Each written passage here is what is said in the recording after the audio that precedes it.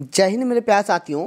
जैसा कि कल हम लोग ने 25 क्वेश्चन तक फिजिक्स का पढ़ लिया था, आज हम लोग 26 से लेकर 50 तक यानी कि 25 क्वेश्चन पढ़ेंगे। और आपसे बता देना चाहते हैं, थोड़ा सा मेरा बात ध्यान से सुनिएगा, ठीक है। थोड़ी सी बात हमारा ध्यान से सुनिएगा। जो भी दिक्कत होगा आप लोग मेरे नंबर ले लीजिए, डिस्क्रिप्शन में भी नंबर मिल जाएगा और यहाँ पर भी नंबर ले लो। जो भी प्रॉब्लम होगा आप लोग बोल देना। और 300 क्वेश्चन का हम लोग सफ़र कर रहे हैं और इसके अलावा भी अभी और बहुत ज़्यादा क्वेश्चन है।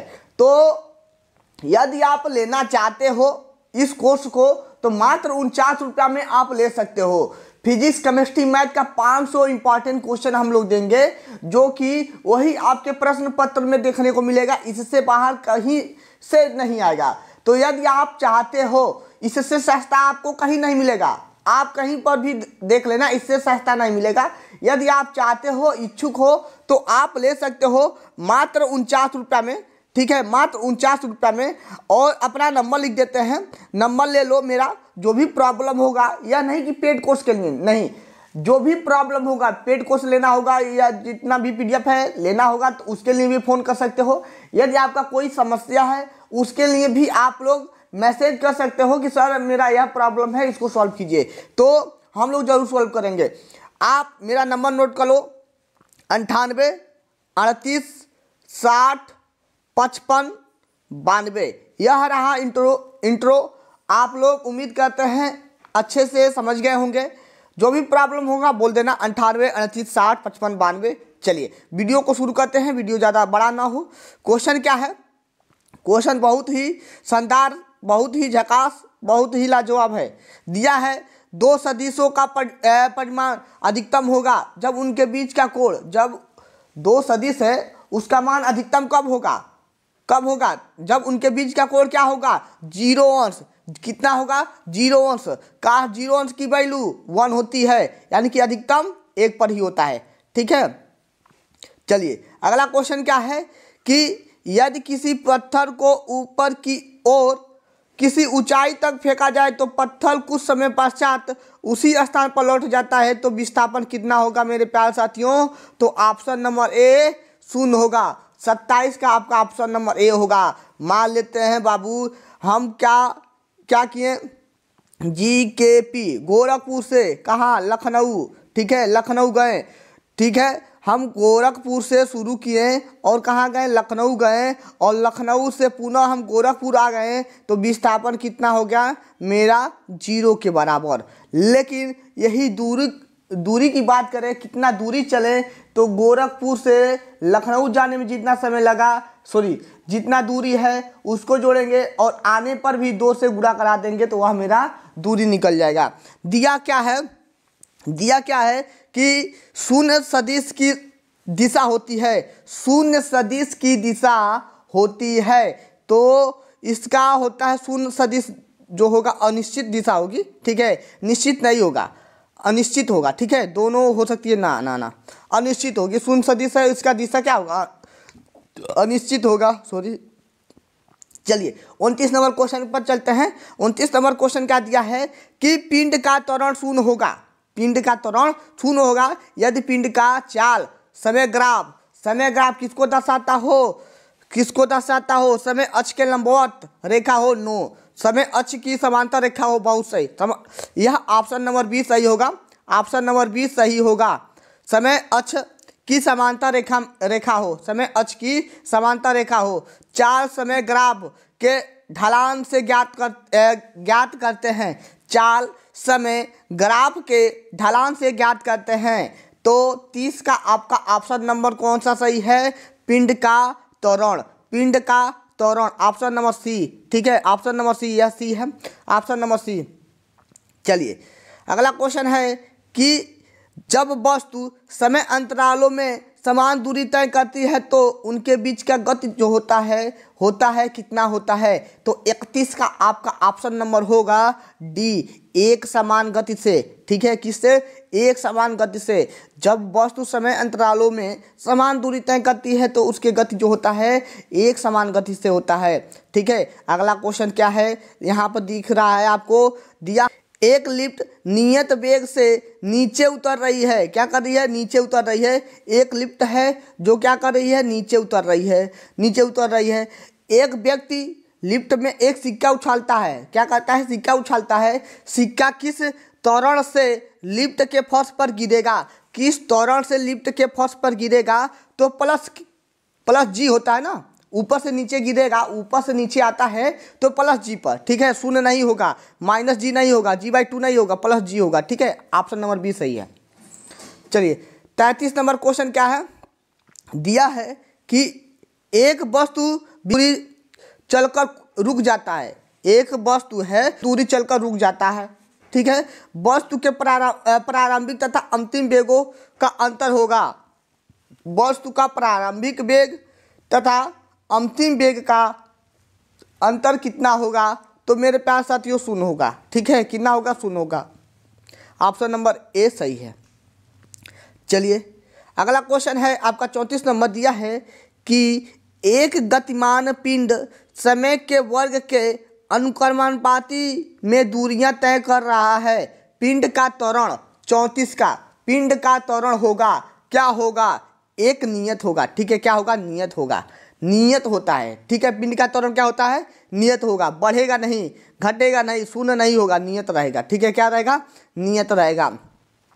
चलिए एक वस्तु एक समान वेग से चल रही है। एक वस्तु है समान वेग से चल रही है, इसका त्वरण क्या होगा? एक वस्तु है और समान वेग से चल रही है तो इसका त्वरण क्या होगा? त्वरण आपका शून्य हो जाएगा। समान वेग से चल रही है तो त्वरण शून्य हो जाएगा।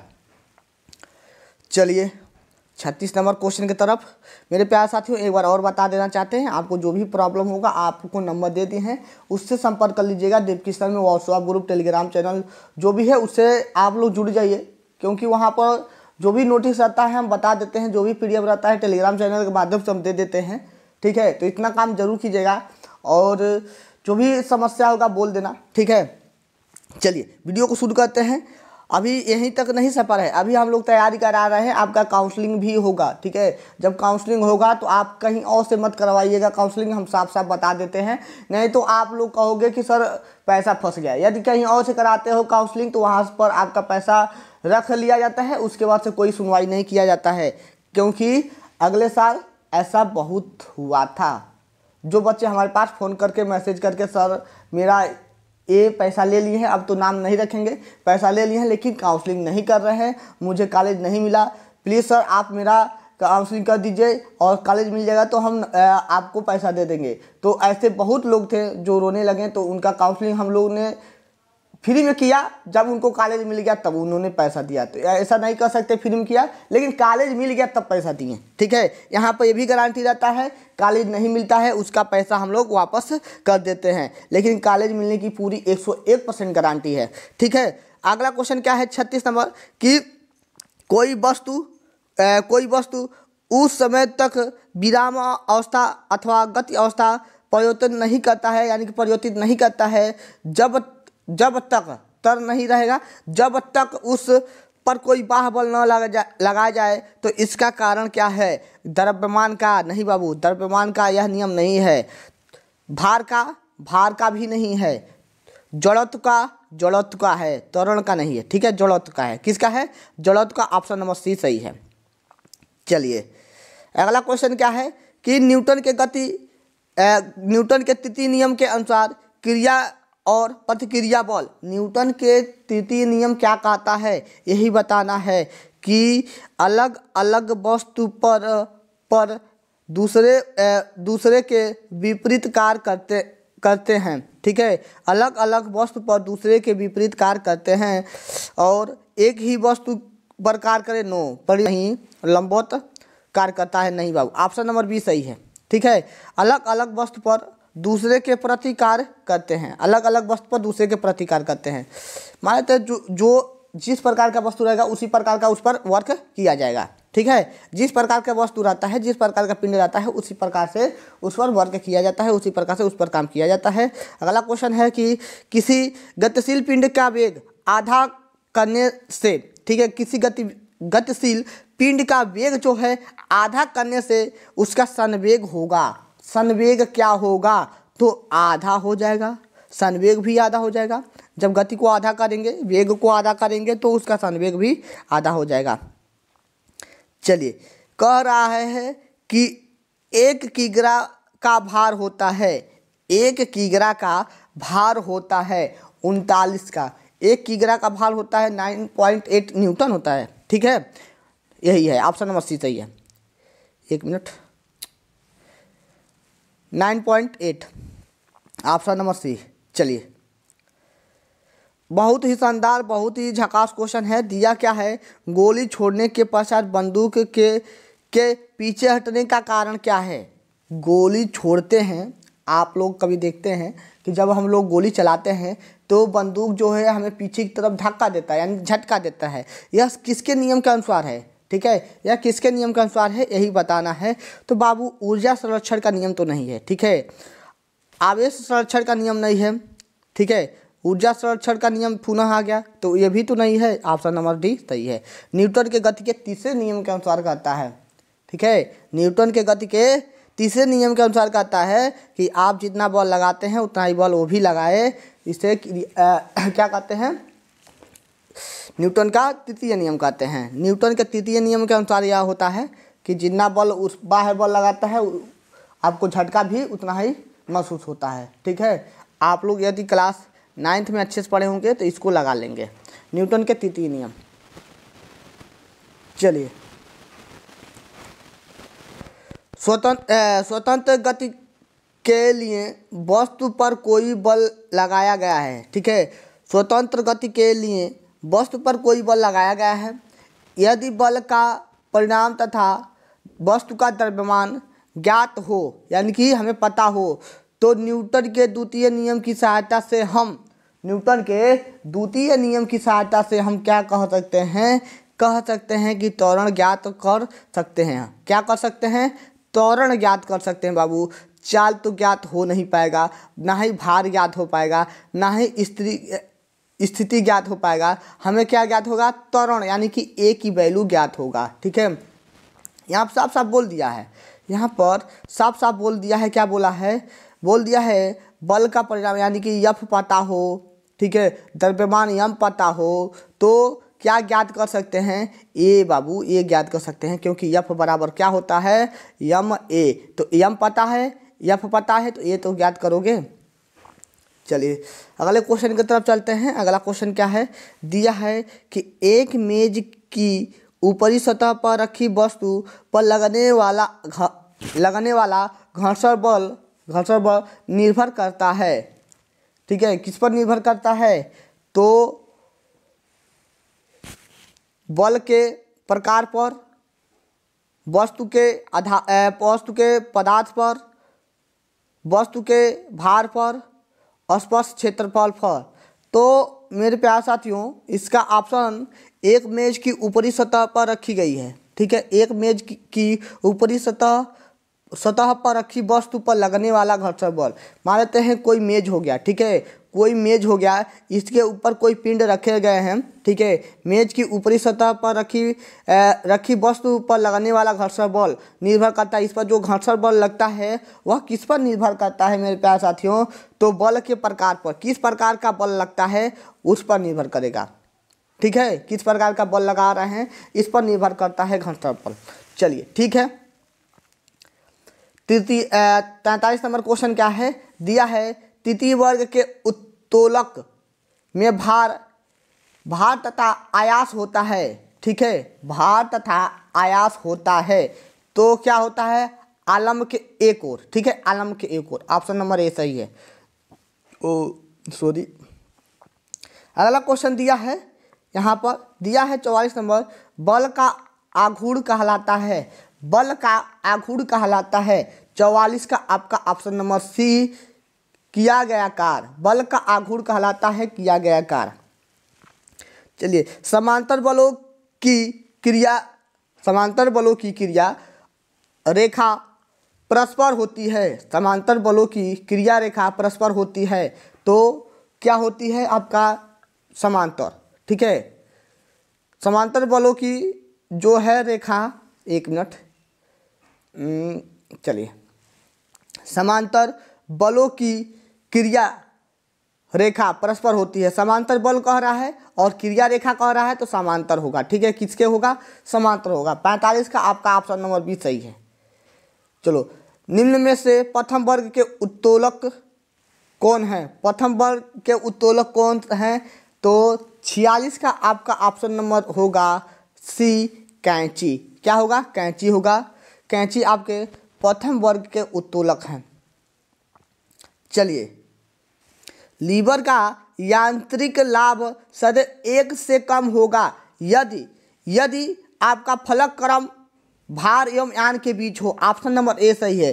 फलक क्रम भार एवं यान के बीच हो। ऑप्शन नंबर ए सही है। चलिए, अगला क्वेश्चन दिया है कि कार्य की क्या होती है? कार्य की केवल दिशा होती है, परिणाम होती है, न दिशा न परिणाम, और दिशा व परिणाम दोनों। तो कौन सा आपका ऑप्शन सही होगा? तो मेरे प्यारे साथियों, कार्य जो होता है ना, कार्य, इसमें परिणाम यानी कि कोई भी कार्य कर रहे हैं तो इसका रिजल्ट तो जरूर मिलेगा ना।